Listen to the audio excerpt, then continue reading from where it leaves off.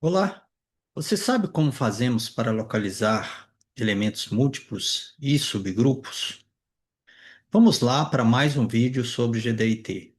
Meu nome é João Baker e hoje eu vou mostrar mais uma dica para simplificar este assunto.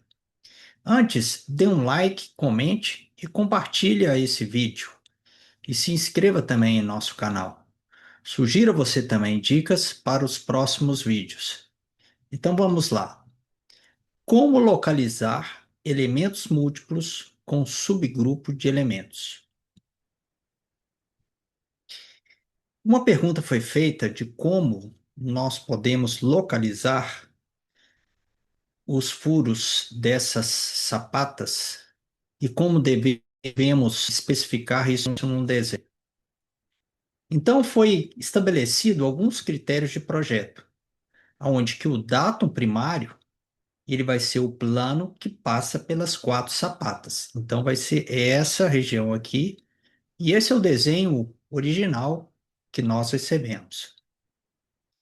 Dois furos de cada peça ou de cada sapata deve ter uma localização de zero. Então, entre cada um dos furos nas sapatas, ele deve ter uma localização de zero em máximo material. E a localização entre os oito furos, ela será de 0,6 em máximo material. E daí, como nós podemos especificar?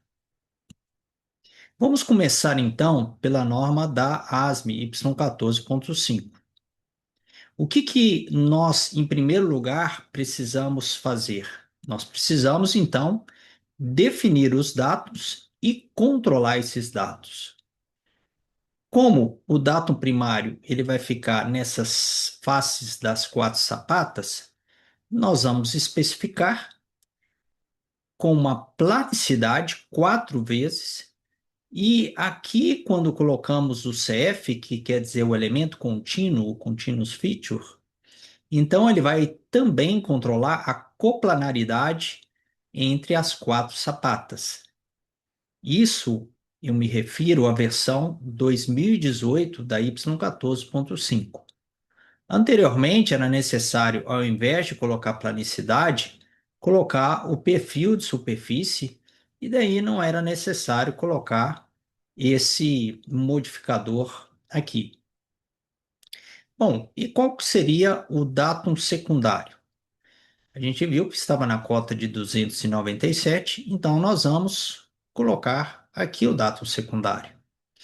Bom, mas por que não tem controle o datum secundário? Ele é o plano médio, né? Dessas duas, na verdade são quatro superfícies aqui. E quando a gente vê nessa vista, essa superfície é muito pequena no sentido da altura, então qualquer controle que a gente colocar, não haveria muito significado esse tipo de controle, sempre ele estaria aprovado. Então por isso não é necessário colocar. Bom, e agora vamos para o datum C. Agora, o datum C, o relacionamento que ele tem com o datum A e com o datum B é de perpendicularidade. Ele é perpendicular ao datum A e também perpendicular ao datum B. Então, nós vamos colocar um controle em relação a essa superfície. Aqui a gente vê que essa superfície aqui ela é bem maior e dessa forma ele tem uma perpendicularidade em relação a, lembrando que é o plano médio, né, dessa superfície aqui e dessa aqui também.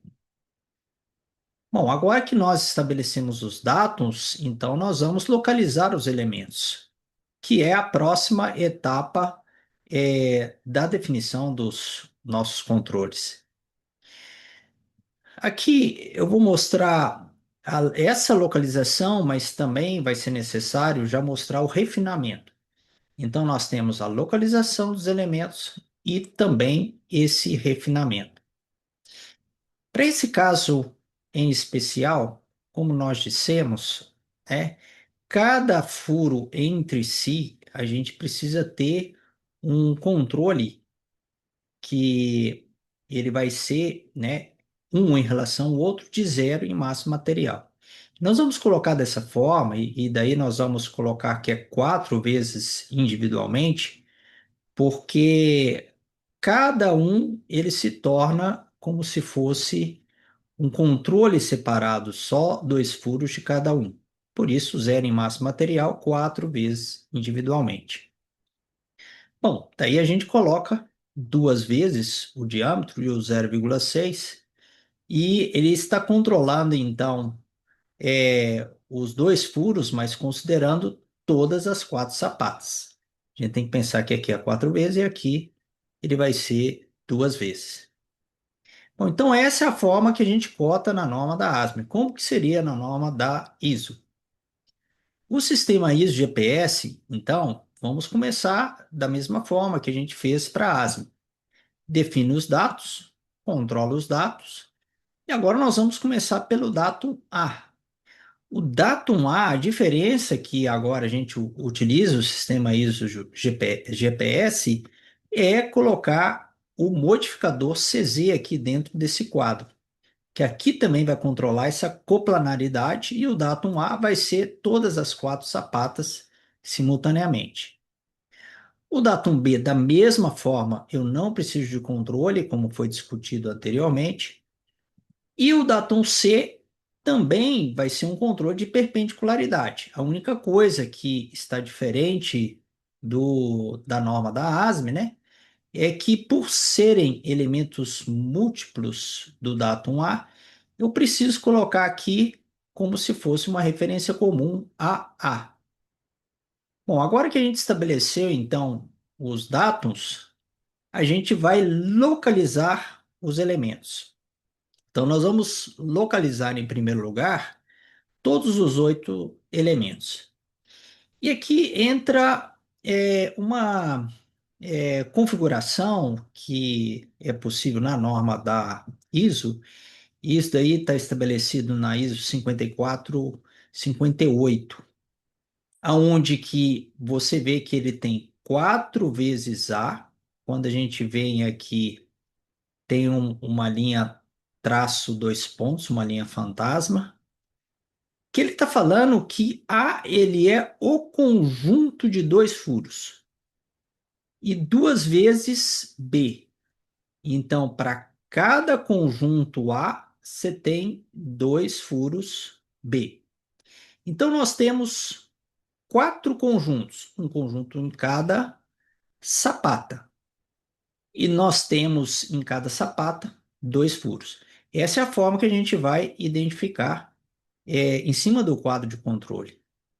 E daí aqui a gente vai colocar aqueles modificadores, que pode ser o SZ, CZ, CZR, aonde que o primeiro modificador ele se refere ao conjunto dos quatro das quatro sapatas, né? Então ele está se referindo qual que é o relacionamento entre a sapata, entre os furos das sapatas. E o segundo CZ, ele se refere ao relacionamento entre os elementos que são idênticos. Aqui, então, o que que ele está falando? 0,6, eu tenho uma zona combinada entre, entre os conjuntos e entre os elementos dentro de 0,6. Bom, então nós vamos precisar fazer um refinamento. Como que fica o refinamento? Aqui nós vamos colocar zero em massa material, e aqui, então, que entra esse outro modificador, né? Ele está significando aqui que SZ é sem essa zona combinada. Então, quando ele diz isso, que esse controle de zero não é o relacionamento entre as sapatas. Ele, ele faz com que esse zero não tenha esse controle entre elas. Porém, entre os dois furos que são idênticos, aí a gente tem um controle de zero em massa material. Então, é um refinamento que a gente observa aqui, né? Bom, esses são exemplos bem mais complexos, aprofundados, então, e por isso o vídeo ficou um pouco maior. E eu espero, então, que você tenha gostado, né? E que você dê um like aí no nosso vídeo, encaminhe, então, para os seus colegas e também entre em contato e conheça, né, os nossos cursos, os nossos treinamentos, como que nós podemos te ajudar, de forma que você vai entender o GDT de uma forma simples e funcional. E até a próxima dica.